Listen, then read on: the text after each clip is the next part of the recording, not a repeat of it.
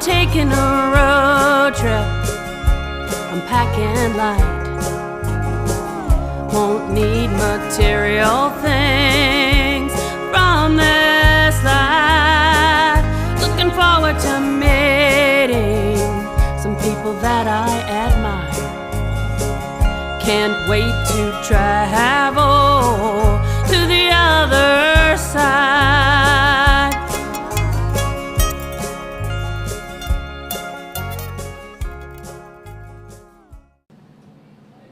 Hello, sweet spirits. Welcome to the show. My name is Suzanne Sorrell, and you're watching Evermore Paranormal Road Trip. Today, we're in Williamsport, Pennsylvania at OliviaCon. OliviaCon is a paranormal charity event that was organized by Sabrina Beackley for Olivia, a little girl that is battling leukemia. So, let's go join in the fun. Hi, Mike. Hi. So what brings you to OliviaCon today? Well, it's another chance to explain to people how spirits, angels, and demons really talk to us.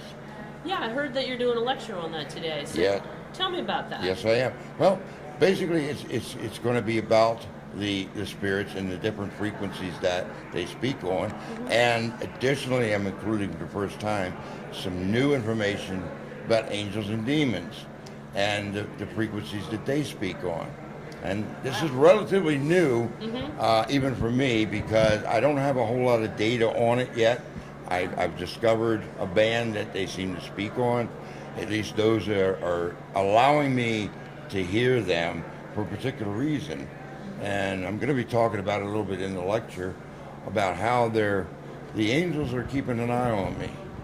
Yeah, well, how do you know that? I mean, tell me about that. Well, the interesting thing is, back about 4 or 5 years ago, for the first time, while I was doing an EVP session, actually at the Knickerbocker Hotel in upstate PA, right near Ohio, it was a recording that I got of this gentleman, and he was talking, answering questions, so to speak, to what I was talking about. And all of a sudden, I get this voice that didn't belong. And what was so interesting was, it sounded like, you know how you hear a voice and you can like picture in your mind like where it's coming from or what have you. Well, this was the case. And it seemed as though it was like coming from up above somewhere, like if somebody was standing in a balcony speaking and you could hear them. And the person was speaking to another individual. I never heard the second person, but I heard the first person, and what he said was, this is why it really caught my ear. He said, and it was very authoritative, "See him down there? We have to keep our eye on him." And, oh, goodness. Yeah. And you... Yeah. thought it was talking about you. I got the immediate impression that person was speaking to another individual about me, and I took note of it. And it was a couple of years before something else happened. Yes. But I started getting more and more communications just like that. In fact, the latest one was when I was at Ramblewood. Remember Ramblewood? Oh, yeah. I was up at Ramblewood, and I was with one of my trainees, Kathy, and her and I were up in the attic, or the third floor actually. I shouldn't call it the attic because it's not the attic there. It's a schoolroom where they used to teach kids. And everyone else was down on the first or second floor, and here we are on the third floor, just us two. On the recording, I pick up what sounded like a young girl humming, do-do-do-do-do, just like that, okay? And all of a sudden, she stopped humming, but at the point she stopped humming, a masculine, authoritative type voice kicked in and said, "Who is doing the testing?" Just like that. And I knew right away that these were the, and when I checked the frequencies, they were in that band again that I newly discovered. Was that was before, right? The Ramblewood? Yes. That what you're telling me now, that Yeah. happened before the convention? Yes, episode. yes, Okay. definitely. And what was really interesting was the young girl responded to the gentleman, and what she said was, "Herman." Herman. Yeah. Oh. Yeah. I only know one Herman. Exactly, and it's like most people don't know me by Herman. Everybody knows me as Mike. Herman generally was only used when I was either bad or late for supper. My mother would say, Herman, where are you? I got one of those names too. So you get the idea of what I'm saying. And no one who was there in that building knew my name. My first name was Herman. Oh yeah. So it couldn't have been anyone else that we picked up. Obviously, it was the spirits, and like I say, the frequency showed that these are the angels. And since then, and through other communications, I've come to the understanding that these people are the overseers of the spirits we are communicating with. And they're making sure they don't get out of line, or let's say reveal the facts that they ain't supposed to tell us. Because there's stuff in the supernatural, because really there is no paranormal. It's part of the supernatural. And if people would take the time to understand that the paranormal is actually part of the supernatural, they'd be able to start understanding it. Because the paranormal is Looking at the bigger picture. Exactly. You got to look at that bigger picture. If you don't, you won't really understand what it's all about. So these two incidents that you talked about just now, they're both examples of overseers. Yes, they're Okay. overseers, and They have a certain frequency. They have a certain frequency that they speak on, and every time they speak, they're within this one area of band. So I can associate as to their type of conversation with who they are, and the frequency bands are matching. So this kind of confirms that here they are, these are the overseers, and they're watching what I do, because I've, in my work as working on, talking with spirits and understanding their realm, I kind of moved into the gray area of the supernatural. Without being part of the supernatural, I'm kind of like in the area of part of the supernatural, which is why people have asked me, well, you can get information and you can speak to these entities and what have you. Who's your spirit guide, they'll say. And I'll tell them right off the bat, number one, because Jesus said, don't believe any prediction from a spirit. I shy away from anyone that would be a spirit guide. So if I need a communication, I go to the source. So instead of me talking to a spirit guide, I talk to who the spirit guides talk to. So that way I know I'm getting the real deal here.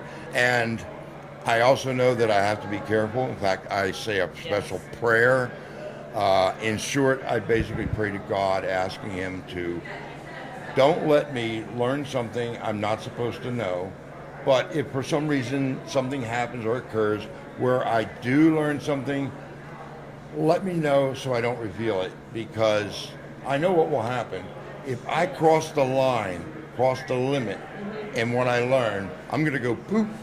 And I say that right in the prayer. I say, God, don't let me go poof. Because if you go too far into that realm, you become part of that realm. Wow. Yeah, I know we've talked about that particular point when over food. We've been eating and whatever. I too feel like I'm very close. I get information that I'm so afraid that I'm too close to the. I got the key to unlock everything. Right. I got the knowledge. Right. And then I also do pray also. I pray to go, what should I do with this info? Right. And I also want to make sure that it is real info. Exactly. Coming from the real above, source, right. And not somebody that's trying to, influence you in the wrong way. Precisely. Exactly. Yes. So it's very, that we are entrusted with some real knowledge that even you and I, we've talked about it privately. It's top secret kind of stuff. Yes. But, yes, exactly. I feel I relate to that. Yeah. Well, we're on the same path on that. We understand that as we learn more and more, yes, knowledge is supposed to be given out, but that's why they choose special people to learn this stuff. People who can teach it. We're teachers. A professor, yes. Yeah, we are teachers. We're teaching other people who really want to know the truth. Exactly. And honestly, and I'm getting chills big time, because I know that you're right on the money with this point. Right, and And in all honesty, I want to put this in sometime or another in a lecture, but I don't think the time is right to show everyone that what we're learning and what we're explaining not only is explaining that part of the supernatural, but it's proving the existence of God. I agree with you wholeheartedly. That's exactly. Like I told you before, the more I learn about the paranormal, and I call it paranormal because I really do focus mostly on ghosts. Right. But I'm learning that there's an interrelationship. There is. So the supernatural is the bigger picture. Right. And the more I learn about it, the closer, not the further away from God, which a lot of people that are naive about it. Yes. They think, the deeper you get into this, the closer you're to the other side. Right. But no, I have, my faith is so much stronger. Exactly, I agree with you 100%. Because we need to learn everything there is. How can we battle the entity, the bad entity, the evilness, if we don't understand it? We have to understand it. And really, honestly, this is what it all boils down. This is what helps me understand it. Because a lot of what I've learned, I'm not joking, I've learned it from the Bible. The Bible teaches me a lot about the supernatural. The questions and answers that are in there, written in there, explain all that and tell you all that. So it definitely is related, and it is information given and does prove the existence of God, the angels, and everyone else. It's just that it's so difficult to get people to realize that. And this is not a game. You believe me, people, you don't want a demon jumping out at you. I know you're saying, "Oh, I want to thrill that." No, you don't. No, you don't. I know you're brave because you are a demonologist also. Right. I don't even take a case if they're saying I think it's a demon. I'm like, no, I'm not even going to touch it. Let the professionals handle that. There are people that specialize in that, know what they're doing. Exactly. And you got to be able to be, first of all, you have to be protected first off. Before Most you even definitely. You have to know your enemy. Exactly. You know, Exactly. any person who's ever fought in a war, they learn their enemy before they go to battle. You have to do that. If you don't, you're going to lose. And I don't want to lose. Well, thank you, Mike, for giving us some time and more of your knowledge that we're going to share with the world. I so appreciate it. I so appreciate it. Thank you. Thank you so much.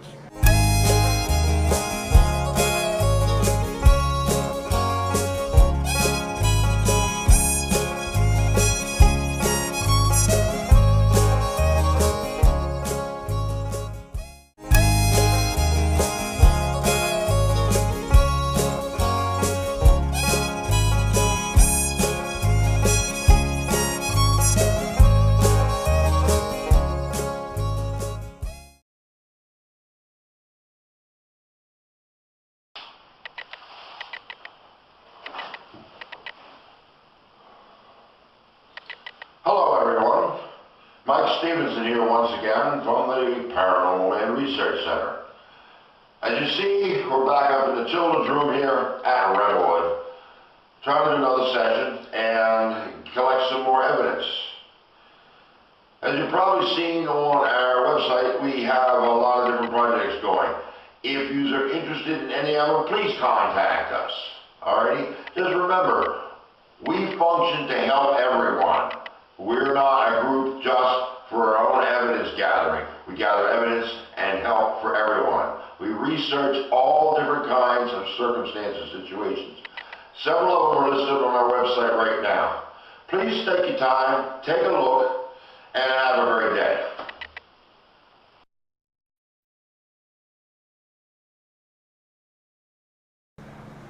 Hi, James. Hi, how you doing?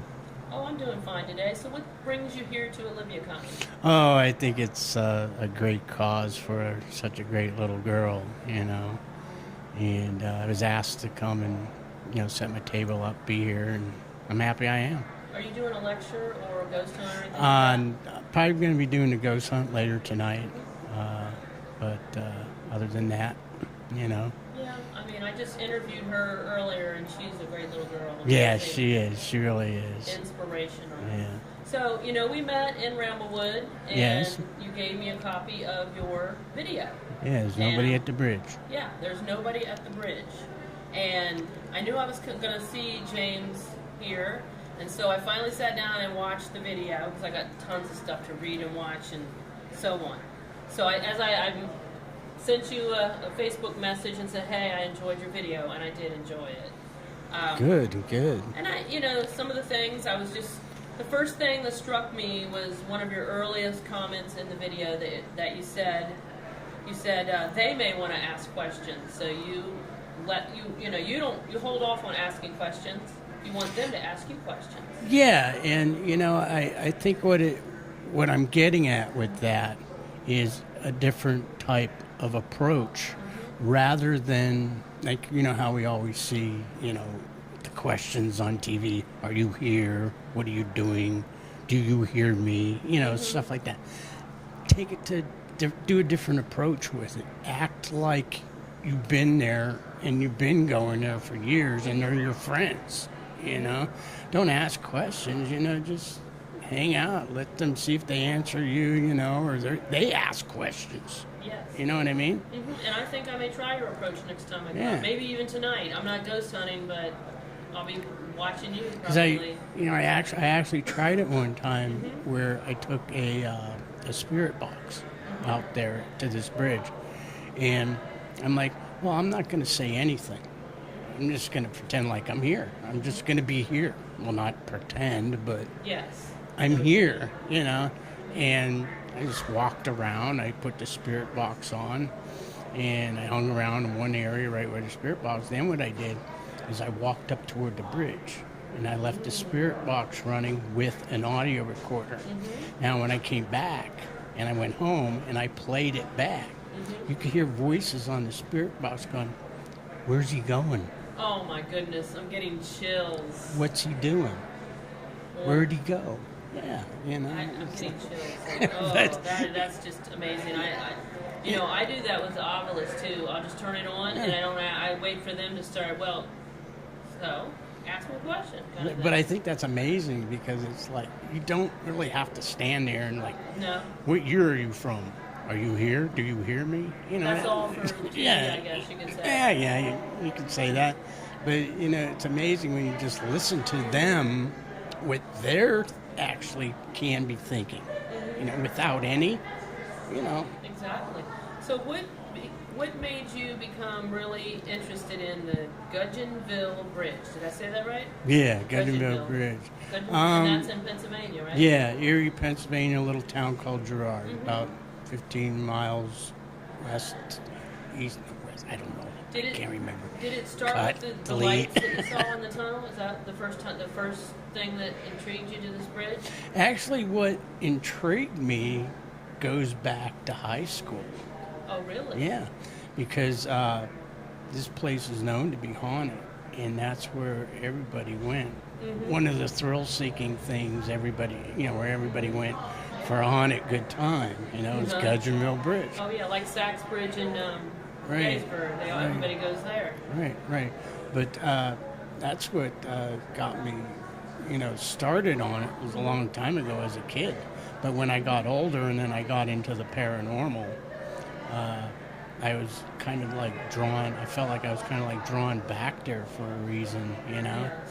And being an area that, you really don't need permission to be there or anything of that nature, I figured, wow, this would be a great place to just do an ongoing investigation. Exactly. Come out 3 to 4 nights a week, which I did. Oh, you did? Okay. And just work it, Yeah. So you heard there were some like urban legends or supposed urban legends, the mule story, the little girl story, but in your video, there's nobody at the bridge.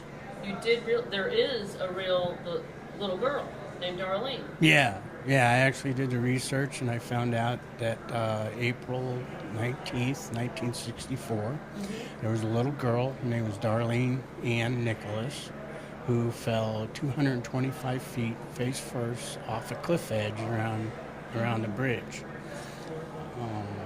So she fell like to the ground, or to water? She fell into the creek, but the creek's real shallow. Oh yeah. So you're only talking maybe an inch of water. So she hit head first. So she's kind of become kind of your focus of this research too. Yeah, I mean, yeah. now I saw in your video that you visit Darlene. You found where she was buried, and Yep. you visit her. How long's that been going on? And I try to get out there every year, the anniversary. You know, Oh, yeah, up or down? every April 19th. And sometimes I'll take flowers. I'll take a little thing of flowers. And I actually had one experience out there. I went out and I was just standing there, and I'm like, "Oh, Darlene, I come to visit." And it was a nice, calm day, no wind, nothing at all. And as soon as I said that, whoosh, it just felt like somebody went right through me. yes, So, you think it was her? Probably. Probably. Do you ever? It just came to mind. Do you ever feel like has she ever followed you home? I mean, I probably think, like a father figure to her now. yeah, in a way. I think, she does. I think in her spiritual realm, okay, if I'm out there at the bridge enough or I'm visiting her to that extent, that visitation is messaged along to the higher hierarchy and realms and Yes. stuff like that. And then she visits. That's how I think of it, Okay. So, I watched this video and I told you when I got to the end, there's nobody at the bridge. I'm going, huh? There's nobody at the bridge. I watched it, and so what is the title? What does the title mean? Okay, there's no... You're There's nobody at the you're making me bridge. laugh about it. I know, because I was like, I watched it, and that's good.